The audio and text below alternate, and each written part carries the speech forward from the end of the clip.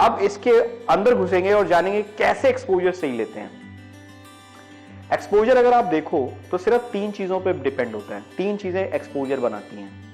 पहला A aperture, B shutter speed and 3 और सी ISO. जैसे जब आप कार ड्राइव करते हो तो कार की एबीसी क्या होती है? A is for accelerator, B is for brake and C is for clutch. Same way in photography there are only 3 things. सिर्फ 3 चीजों पे आपको गौर करना होता है।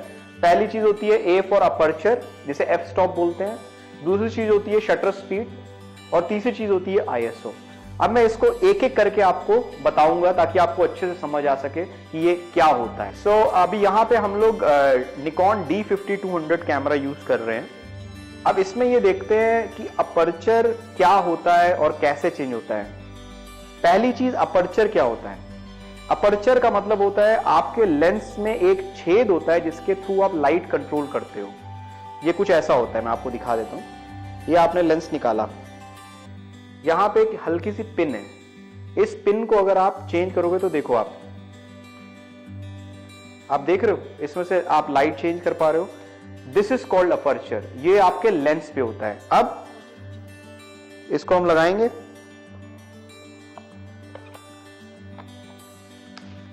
अब अगर आप देखो मैंने अपना कैमरा जो है वो मैनुअल मोड पे डाला है, एम मोड पे, ठीक है। अब एम मोड पे डालने के बाद यहां पे प्लस माइनस का बटन है, उसको मैंने दबाया और पीछे वाला रिंग घुमाया तो ये देखिए ये मेरा अपर्चर चेंज हो रहा है, ठीक है। अगर आप इसे ध्यान से देखो तो ये अपर्चर 3.5 से लेके ये जा रहा है ऑल द वे f22। इसमें जानने की बात क्या है, जितना ये नंबर बड़ा है उतना ही अपर्चर बंद है, राइट। f22 पे देखो ये बिल्कुल बंद है और जब ये खुल रहा है, जब ये नंबर कम हो रहा है तो ये अपर्चर खुल रहा है, ओके। अब आप ये बताओ, मतलब जब लाइट कम होगी तो आप क्या करोगे? अपर्चर खोलोगे या बंद कर दोगे? नेचुरली अपर्चर खोलोगे, राइट, क्योंकि आप लाइट को अलाउ करोगे। जब लाइट कम है तो आप अपर्चर खोलोगे। और अगर लाइट ज्यादा है, जैसे बहुत सनी इन्वायरमेंट है, बहुत लाइट है, तो आप क्या करोगे? अपर्चर को बंद करोगे, ठीक है। यही मतलब होता है अपर्चर का। अपर्चर का मतलब होता है कि आप लाइट कंट्रोल करने के लिए लेंस की जो ओपनिंग है उससे या तो खोल सकते हो या बंद कर सकते हो। अब अपर्चर देखिए फोटोज पे क्या करता है। अपर्चर का मेन काम होता है डेप्थ से खेलना। डेप्थ से खेलना मतलब कि फोटोग्राफ के अंदर कितनी तक फोकसिंग होगी। मतलब जैसे मान लो आप ताजमहल के सामने खड़े हो, एक फोटो ऐसी हो सकती है जिसमें आप क्लियर हो और पीछे ताजमहल भी क्लियर है। इस फोटो को बोलते हैं फोटोग्राफ विद डेप्थ। अगर आपको ऐसी फोटो लेनी है तो आपको जो एफ नंबर लेना होगा, F9, 10, 11, ये जो रीडिंग रखोगे इस पे आपको बहुत बेहतरीन डेप्थ मिलेगी। जैसे हिंदी में बोलते हैं ना, वो 9, 2, 11 हो गया। 9, 2, 11 आपको याद रखना है। जो आपकी अपर्चर रीडिंग है, अपर्चर 9, 10, 11, ये जो रीडिंग है अपर्चर 9, 10 एंड 11, ये रीडिंग आपको बहुत अच्छी डेप्थ देती है, ओके।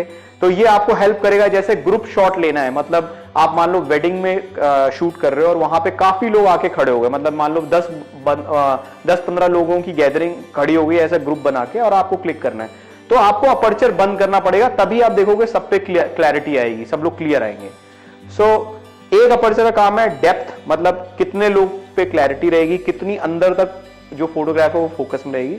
और दूसरा अपर्चर का काम होता है शैलो डेप्थ, मतलब बैकग्राउंड को ब्लर करना। वही सेम एग्जांपल, आप ताजमहल के सामने खड़े हो और आपको एक फोटो ऐसी चाहिए जिसमें आप तो क्लियर दिख रहे हो लेकिन पीछे जो ताजमहल है वो ब्लर दिख रहा है। अगर आपको वैसी फोटो लेनी है तो आपको अपर्चर क्या करना पड़ेगा? पूरा खोलना पड़ेगा। जैसे मान लो अगर आप 50 mm लेंस यूज कर रहे हो, 50 mm में आपने देखा होगा जो अपर्चर की रीडिंग होती है, पूरे खुला जब अपर्चर होता है वो 1.8 या 1.4 तक भी जाती है। जब आप उस रीडिंग पे जाके लोगे तो आप देखोगे बैकग्राउंड पूरी तरह से ब्लर हो जाएगा। अब मैं इसके कुछ एग्जांपल आपको शूट करके दिखाऊंगा ताकि आपको ये पता चले कि बैकग्राउंड क्लियर कैसे है अपर्चर से और बैकग्राउंड ब्लर कैसे है।